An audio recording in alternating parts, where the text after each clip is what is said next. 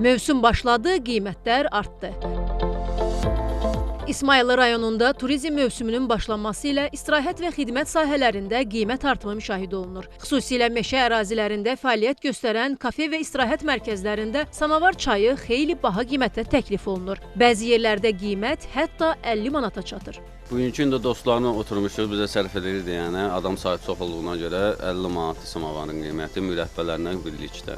Əvvəldən neçə edir? Əvvəllərə samavarın qiyməti 20 manat, 25 manat, 30 manat, belə qiymətləri belə idi. İndi sərf edeyim 50 manata çay içmək. Təbii ki, elə də sərf eləmir düzü. Meşədə samavarı qaynadıb çay vermək, bu biraz ucuz olsa müştərisi daha çox olar. Baxın, hal-hazırda samavar çayı bu dəqiqə sizə neçə verilir? Baxın, nəvələrinizdən gəldiniz. Bu dəqiqə 35-40 manat deyirlər.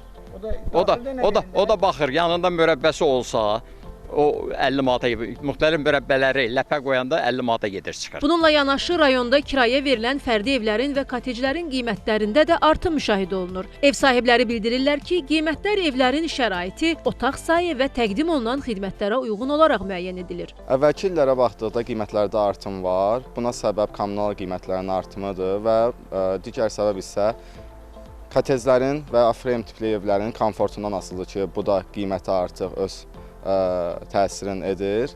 Qiymətlərimiz keçən ilə baxdıqda 50 manat 2 nəfər üçün idisə, hal-hazırda 60-70 manat arası dəyişir.